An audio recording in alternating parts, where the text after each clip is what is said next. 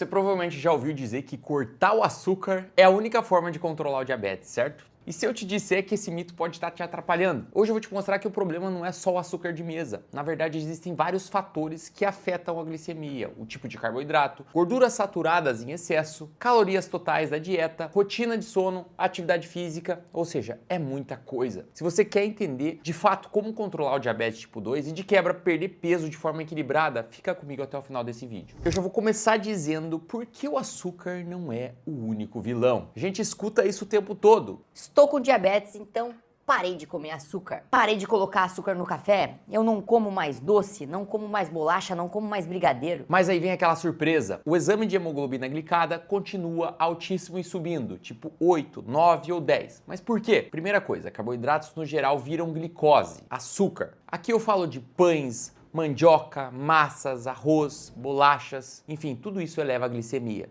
Até mesmo proteínas em excesso também podem ser convertidas em glicose por meio da gliconeogênese. Então, se você exagerar no consumo proteico, achando que está seguro, também pode ver seus níveis de glicemia subirem. Gorduras em excesso também influenciam no teu peso total, o que afeta a resistência insulínica. Quanto maior o sobrepeso, maior a dificuldade de controle do diabetes. Inclusive, a principal causa de diabetes tipo 2 é de fato a obesidade. Ou seja, em resumo, o açúcar de mesa é só a ponta do iceberg. Controle glicêmico real precisa considerar todo o contexto, seja a parte alimentar, seja também o estilo de vida no geral. E aliás, antes de continuar, para quem não me conhece, eu sou o Dr. Gustavo Stocker, sou médico, professor pós-graduado em endocrinologia e psiquiatria e estudo profundamente a área de nutrição e metabolismo. Tudo que eu faço aqui é baseado em evidências científicas e também na prática com os meus pacientes. Então, se você curte conteúdo que desmistifica a saúde sem enrolação, se inscreve aqui no canal e a gente vai junto combater a desinformação. Agora eu quero para um ponto importante. Frutas, gente. Frutas não são inimigas. Esqueça essa história que frutas são ricas em frutose.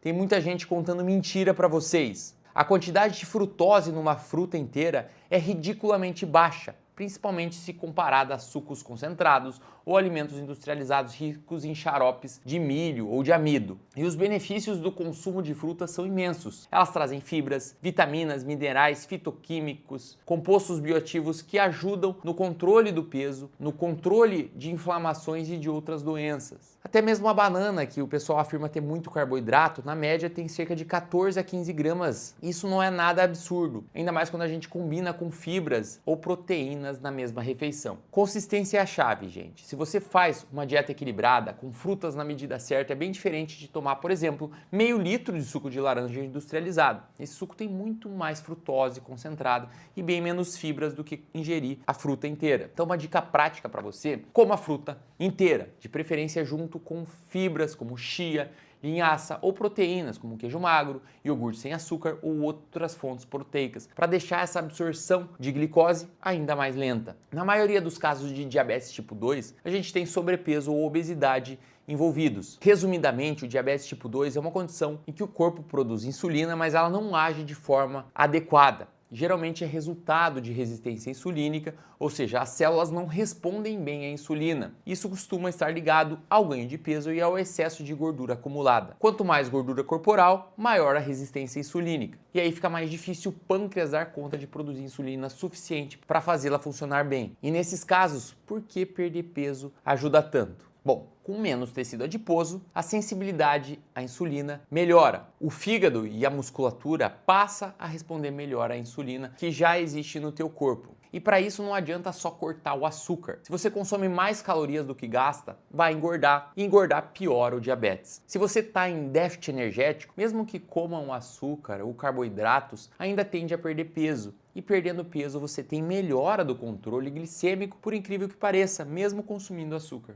Por isso que simplesmente cortar o açúcar nem sempre resolve. Imagina a pessoa parar de adoçar o café, mas come 3 pratos cheios de macarrão por dia. Adivinha o que acontece com a glicemia? Ela sobe do mesmo jeito. Pão francês, arroz, batata, macarrão, mandioca, tudo acaba se convertendo em glicose no final das contas. Então, se você exagera, o pâncreas não dá conta de produzir a insulina necessária e a glicemia acaba subindo. Então, trazendo um resumo rápido aqui para vocês. Não se trata só de cortar o açúcar de mesa ou dos doces, é a soma total total dos carboidratos ingeridos, mais as calorias totais, mais o estilo de vida. Outra dica, cuidado com essas dietas zero carbo ou dietas muito extremistas. Muita gente pensa que já que os carboidratos viram açúcar, é melhor parar de ingerir qualquer tipo de carboidrato. Mas dietas extremamente baixas em carboidratos podem ser mais perigosas, sobretudo para quem tem, por exemplo, diabetes tipo 1, que é uma doença autoimune, onde o corpo ataca células produtoras de insulina no pâncreas, por isso a pessoa depende, dessas aplicações de insulina para acabar tendo um funcionamento adequado. Então, se você restringe totalmente os carboidratos de forma abrupta, pode ter uma hipoglicemia mais severa, pois a dosagem de insulina também fica desajustada. No caso de pessoas que praticam muita atividade física, elas também precisam de uma quantidade adequada de carboidrato para ter energia para o próprio treinamento. E outro problema dessas dietas muito restritivas é que a pessoa não consegue manter a dieta a longo prazo. Do que adianta a gente fazer 3 semanas de dieta super restritiva e depois descontar ou parar de fazer a dieta e ter todo um prejuízo novamente. Outro ponto é que cortar esses carboidratos em excesso pode levar à deficiência de nutrientes e de fibras, vitaminas, minerais, e sem fibras o intestino sofre, a microbiota fica desregulada e quem também pode ser impactada é a própria glicemia. E cuidado com esses alimentos titulados como saudáveis ou fit. Às vezes a gente cai nessa cilada,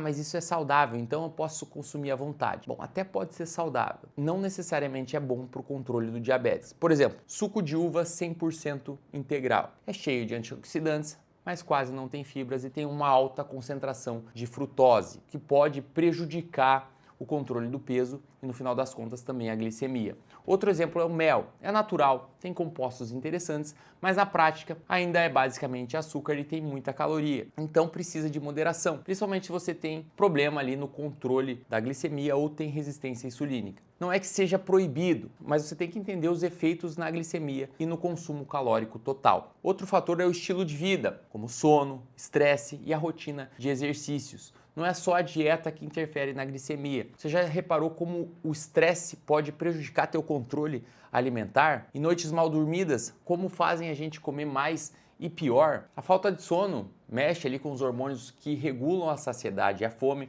como a própria leptina, a grelina, aumentando o risco de um descontrole alimentar e assim prejudicando o controle do peso e da glicemia. A atividade física ajuda a melhorar a resistência insulínica, aumentar a massa magra, e o músculo é um grande órgão que ajuda nesse controle aí da glicose plasmática. Então cuidado para não culpar só a comida. Um estilo de vida desajustado sabota o controle glicêmico, tanto quanto o excesso de carboidratos na dieta. Então, como conquistar um bom controle glicêmico? Vou trazer um guia prático aqui para vocês. Primeiro, equilíbrio dos carboidratos. Em vez de cortar, em vez de zerar, reduza os refinados e combine com frutas e proteínas. Por exemplo, pão integral ou até mesmo pão francês com frango desfiado, frutas ou chia, arroz integral com vegetais. Tudo isso pode equilibrar a carga glicêmica da refeição. Prefira frutas inteiras e não sucos. Frutas são aliadas, pois a frutose é baixa e o combo de fibras mais nutrientes é muito valioso. Evite exagerar em sucos concentrados, já que eles perdem fibras e ficam cheios aí de açúcar. Proteína sim, mas sem exageros. Proteína ajuda na saciedade e na manutenção da massa muscular, mas o excesso também pode virar glicose pela via da gliconeogênese, aumentando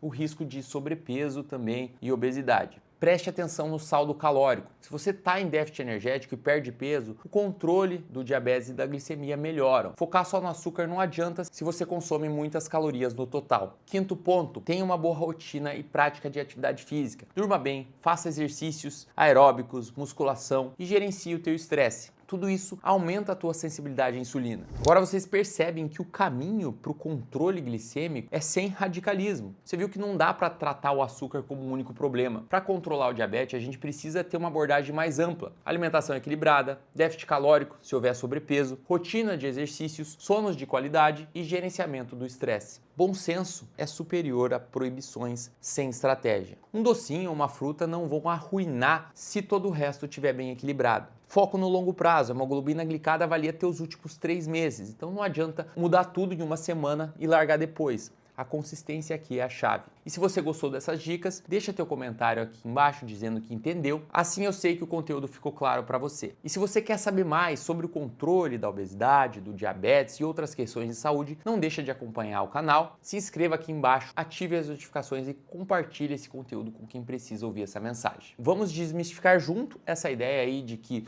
só cortar o açúcar resolve tudo. Junto a gente vai buscar informação de qualidade e ajudar mais pessoas. Grande abraço!